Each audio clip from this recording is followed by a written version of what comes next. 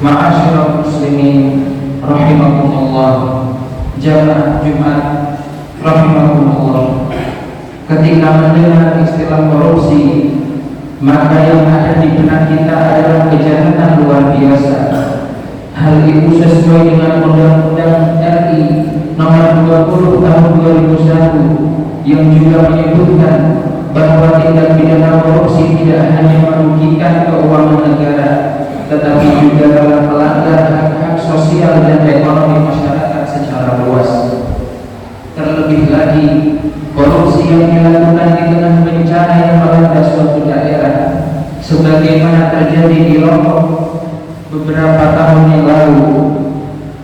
Terdapat oknum anggota dewan yang meminta jatah atas anggaran proyek rehabilitasi SD dan SMP pasca gempa.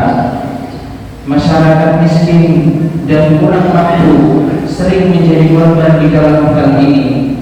Hak yang mereka terima tidak sesuai dengan yang seharusnya, seakan para koruptor tidak memikirkan nasib mereka di kemudian hari, atau paling tidak keluarga dan anak keturunannya yang memakan hasil korupsi tersebut.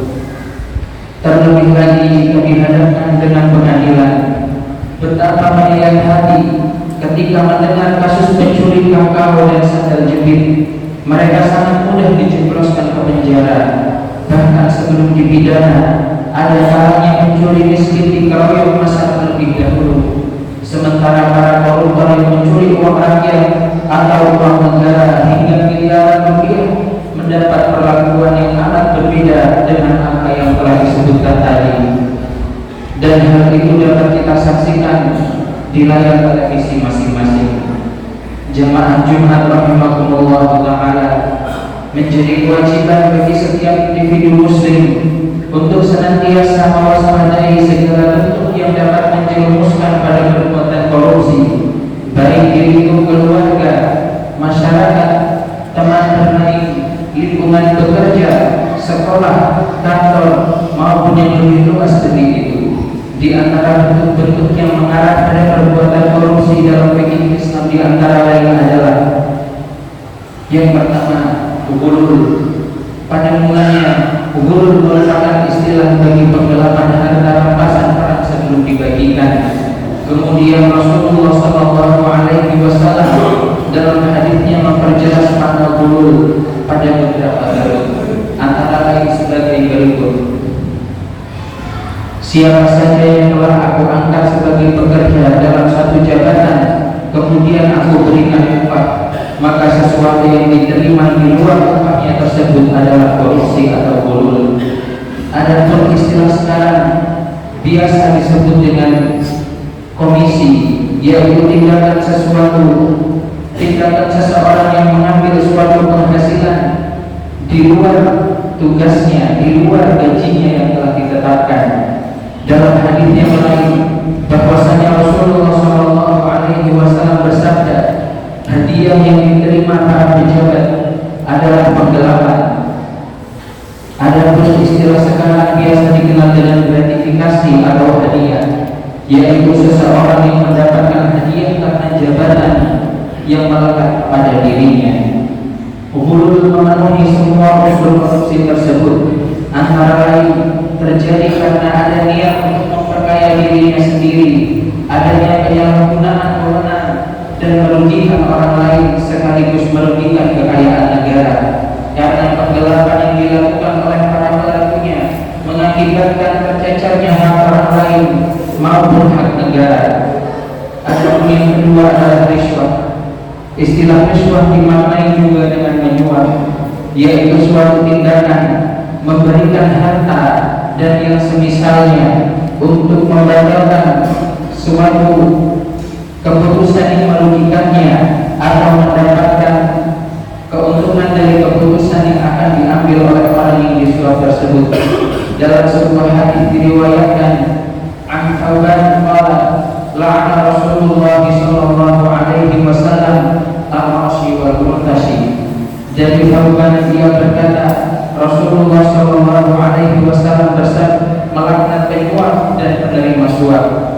Jamaah Jumat rahimakumullah, Rasulullah Muhammad sallallahu alaihi wasallam sebagaimana dalam sabdanya, la ya'tiyanna 'alan nasi zaman la yubalil mar'u bima akhadha al-mal amin halalin amin haram. Akan datang suatu masa pada umat manusia di mana mereka tidak lagi peduli bagaimana cara untuk mendapatkan harta, apakah dengan cara yang halal, apakah dengan cara yang haram. Jika apa yang terjadi sekarang adalah wujud dari apa yang disabdakan oleh Rasulullah SAW tersebut, maka tidak ada cara lain selain berhati-hati dan waspada agar jangan sampai kita maupun anggota keluarga kita serta orang-orang yang kita cintai terjerumus dalam hal tersebut. Bahkan sesungguhnya yang halal dan haram sudah sangat jelas, sebagaimana sabda Rasulullah SAW yang lain, innal halala bayyin wa innal harama bayyin wa bainahuma mushtabihat la ya'lamuhunna katsirun minan nas faman ittaqa syubhat istabra'a li dinihi wa 'irdihi wa man waqa'a fi syubhat waqa'a fil haram. Sesungguhnya yang halal itu jelas sebagaimana yang haram pun jelas. Di antara keduanya terdapat perkara syubhat yang tidak diketahui oleh kebanyakan orang. Barang siapa yang menghindarkan diri dari perkara syubhat, maka ia telah menyelamatkan agama dan kehormatannya. Barang siapa yang terjerumus dalam perkara syubhat, maka ia telah terjatuh pada perkara yang haram. Pada hakikatnya, hati nurani setiap orang sejatinya akan menolak sesuatu yang haram, kecuali nurani yang telah tertutupi oleh gelapnya maksiat dan dosa, hingga tidak ada celah sedikit pun untuk hidayah masuk ke dalam hatinya. Untuk itulah perlu bagi setiap muslim menanamkan dalam diri untuk menghindari perbuatan-perbuatan yang mengarah kepada perilaku korupsi. Barakallahu li wa lakum fil Qur'anil 'azim wa nafa'ani wa iyyakum bima fihi minal ayati wal dzikril hakim wa taqabbalallahu minna wa minkum tilawatahu innahu huwas samiul 'alim.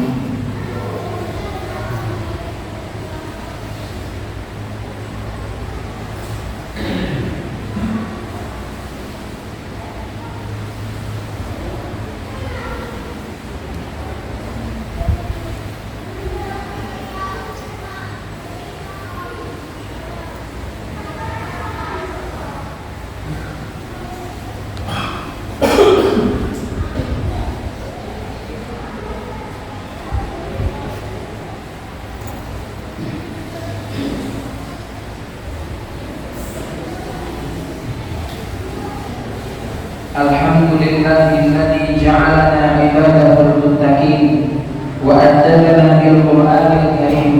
Asyhadu an la ilaha illallah wahdahu la syarika lah wa asyhadu anna Muhammadan abduhu wa rasuluh.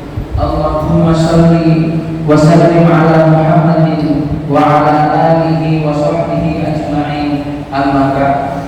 Fa ya ayyuhan nas ittaqullaha haqqa tuqatih wa la tamutunna illa wa antum muslimun. Sudah saatnya kita menghindari segala bentuk yang dapat menjerumuskan ke dalam perbuatan korupsi seperti khianat, ghasab, mencuri, memakan sesuatu yang haram maupun yang syubhat, menerima suap untuk memilih paslon tertentu dalam sebuah pilkada atau pemilihan umum lainnya, kebiasaan titip absen bagi mahasiswa, kabur dari kelas saat pelajaran bagi para pelajar, suka berbohong dan menang sendiri. Dan sebaliknya, marilah kita meningkatkan akhlakul karimah seperti berlaku jujur, menunaikan janji, memiliki sifat amanah, mampu menjaga kepercayaan orang lain, berbuat adil, melakukan amar ma'ruf dan nahi munkar, bekerja keras, berani mengakui kesalahan dan menumbuhkan sikap empati. Semoga kita semua terdorong menjadi orang-orang yang jujur sehingga dijamin oleh Allah Subhanahu wa taala sebagai penghuni surga, sebagaimana dalam sebuah hadis, alaikum bisidqi fa inna yahdi ilal bir wa innal birra yahdi ilal jannah wa ma yazalu ar-rajulu yasduqu wa yataharra sidqa hatta yuktaba 'inda Allahi siddiqan. Hendaklah kamu semua bersikap jujur, karena kejujuran membawa kepada kebaikan dan kebaikan membawa ke surga. Seseorang yang selalu jujur dan mencari kejujuran akan ditulis oleh Allah Subhanahu wa taala sebagai orang yang jujur. Dan begitu pula sebaliknya, Rasulullah sallallahu alaihi wasallam melanjutkan dalam hadisnya, wa iyyakum wal kadhib fa innal kadhiba yahdi ilal fujur wa innal fujura yahdi ilan nar wa ma yazalu ar-rajulu yakdhibu wa yataharra al-kadhiba hatta yuktaba 'inda Allahi kadzaban. Dan jauhilah kalian sifat bohong, karena kebohongan membawa kepada kejahatan dan kejahatan membawa ke neraka. Orang-orang yang selalu berbohong dan mencari-cari kebohongan akan ditulis oleh Allah sebagai pembohong.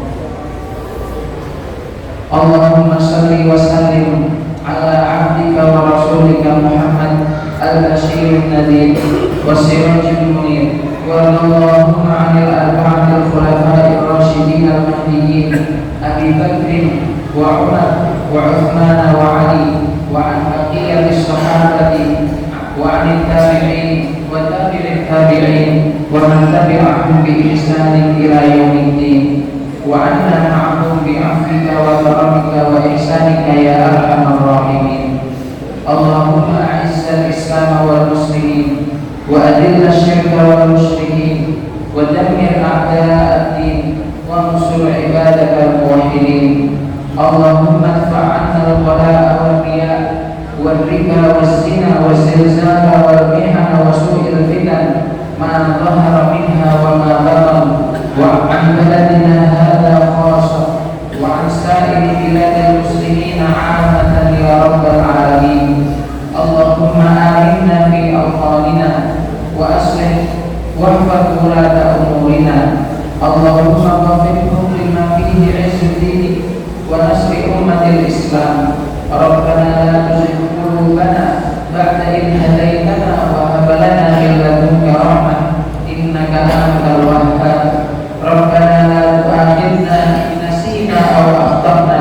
Rabbana wa la tahmil 'alaina isran kama hamaltahu 'ala alladhina min qablina. Rabbana wa la tuhammilna ma la taqata lana bih wa'fu 'anna waghfir lana warhamna anta maulana fansurna 'alal qaumil kafirin. Allahumma arinal haqqa haqqan warzuqna ittiba'ah wa arinal batila batilan warzuqna ijtinabah. Rabbana atina fid dunya hasanah wa fil akhirati hasanah wa qina 'adzabannar.